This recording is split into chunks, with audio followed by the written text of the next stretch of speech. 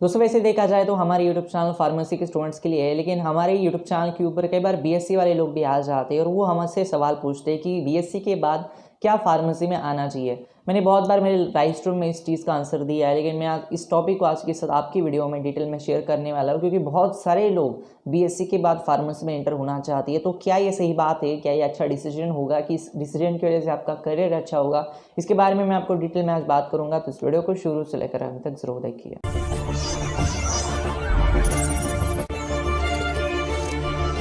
दोस्तों बीएससी के बाद फार्मेसी में आने के लिए लोग दो तीन वेज से या फिर दो तीन रीज़न की वजह से आना चाहते हैं। सबसे पहला रीज़न ये होता है कि बीएससी के बाद आपका जो स्कोप होता है वो स्पेसिफिक नहीं रहता, इसलिए कई बार लोगों को कम सैलरीज के ऊपर अपनी स्टार्टिंग जॉब करनी पड़ती है। कई बार 8-10 हज़ार की सैलरीज भी उनको मिलती है। इस वजह से लोगों को लगता है कि बी फार्मेसी में एटलीस्ट थोड़ी सी ज़्यादा सैलरी में स्टार्टिंग होगी, इसलिए बीएससी के बाद वो बी फार्मेसी या फिर कई बार डी फार्मेसी करना चाहते हैं।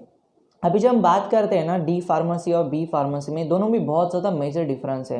यानी मान लीजिए अगर आप बीएससी कंप्लीट कर लेते हो और उसके बाद आप डी फार्मेसी करते हो, यानी 2 साल का कोर्स होता है वो कोर्स करने के बाद आपकी इंडस्ट्री में उस कोर्स के बेसिस के ऊपर कुछ भी वैल्यू नहीं होती। हालांकि थोड़ी बहुत कंपनीज तो लेती है, लेकिन प्रोडक्शन जैसे डिपार्टमेंट में ही लेते हैं, उससे आगे वो नहीं जा पाते। इसलिए डी फार्मेसी की अगर आप सोच रहे हो बीएससी का कंप्लीट करने के बाद, तो ऐसा डिसीजन होगा जिसका आपका कुछ भी यूज़ नहीं होगा, सिर्फ मेडिकल का लाइसेंस आएगा और ज़्यादा से ज़्यादा प्रोडक्शन में आपको जॉब मिलेगा। और डी फार्मेसी वाले लोग प्रोडक्शन डिपार्टमेंट में इतनी अच्छी सैलरीज नहीं होती, इसलिए इससे अच्छा तो आप बीएससी के बेसिस के ऊपर प्रोडक्शन डिपार्टमेंट में लग जाओ, उससे आपकी ज़्यादा सैलरी बढ़ेगी। इसलिए डी फार्मेसी बीएससी के बाद नॉट अ गुड डिसीजन।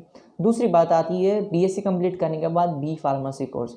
अभी बी फार्मेसी कोर्स करने में तकलीफ तो कुछ नहीं है, लेकिन बी फार्मेसी कोर्स है 4 साल का, बीएससी है 3 साल की, 3 और 4 मिला के हो जाती है 7 साल। अभी 7 साल की अगर आप पढ़ाई करना चाहते हो तो ज़रूर जाओ, लेकिन मेरा खुद का पर्सनल ओपिनियन अगर आप सोचोगे या फिर बोलोगे, मैं नहीं चाहूँगा कि आप बीएससी के बाद बी फार्मेसी करो, क्योंकि अगर आप ऑलरेडी 3 साल दे चुके हो अपनी करियर के लिए, उससे आगे आप 4 साल और दोगे और उसके बावजूद भी क्या गारंटी कि आपकी सैलरी बहुत तगड़ी मिलेगी। स्टार्टिंग की सैलरीज आपके हाथ में नहीं होती, क्योंकि जॉब कहाँ पे मिलने वाला है ये आपको पता भी नहीं होता। कई बार लोग मेडिकल कोडिंग में चले जाते हैं, कई बार सीडीएम में चले जाते हैं, और डिफरेंट फील्ड में डिफरेंट सैलरीज होती है। और बीएससी के बाद बी फार्मेसी करोगे तो बीएससी का कुछ वैल्यू ही नहीं, यानी बीएससी आप जितना पढ़ोगे 3 साल वो तो वेस्ट ही हो गए आप अगर आप जॉब बी फार्मेसी के बेसिस के ऊपर लेने वाले हो। अभी सोल्यूशन क्या है इसके लिए? मैं आपको बोलूँगा कि अब बीएससी में आपका जो भी सब्जेक्ट है, स्पेशली मैं केमिस्ट्री वाले लोगों के लिए कहना चाहता हूँ कि केमिस्ट्री बीएससी अगर आप स्पेशलाइजेशन करते हो तो आपके पास ज़्यादा अपॉर्चुनिटी और ज़्यादा ब्रॉड स्पेक्ट्रम में जाने का चांस होता है। आईटी कंपनीज में भी लेती है, टीसीएस कॉग्निजेंट जैसी कंपनीज बीएससी केमिस्ट्री वाले लोगों को लोग, क्यूसी डिपार्टमेंट में भी फार्मास्यूटिकल इंडस्ट्री में लगते हैं वो लोग। और ऐसी केस में आपको बीएससी के बाद बी फार्मेसी भी नहीं की, फिर भी आपको अच्छी खासी सैलरीज मिलेगी। और अगर आप एमएससी कर सकते हो केमिस्ट्री में, वो तो बहुत अच्छा होगा। अगर आपका कोई दूसरा सब्जेक्ट है लाइक बॉटनी, जूलॉजी और पता नहीं इतने सारे सब्जेक्ट होते हैं स्पेशलाइजेशन के, उन सब्जेक्ट के बेसिस के ऊपर रिस्पेक्टिव फील्ड में आप काम करो और थोड़ा एक्सपीरियंस लेने के बाद आपकी सैलरी थोड़ी अच्छी हो जाएगी।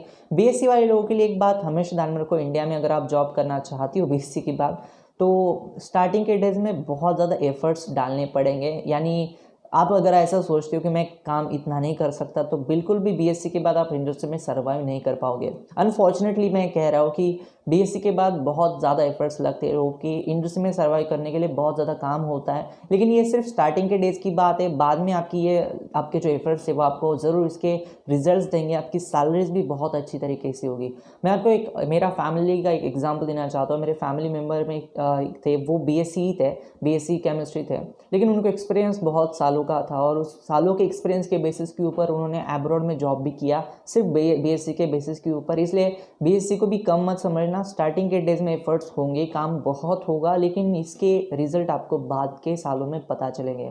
ये था आज का वीडियो एंड करने से पहले अगर आपने मुझे इंस्टाग्राम के ऊपर फॉलो नहीं किया तो आप मुझे इंस्टाग्राम के ऊपर फॉलो कर सकते हैं, वहाँ पे आपके सवाल का जवाब मैं देने का ट्राई करता हूँ। धन्यवाद दोस्तों ये वीडियो देखने के लिए, धन्यवाद।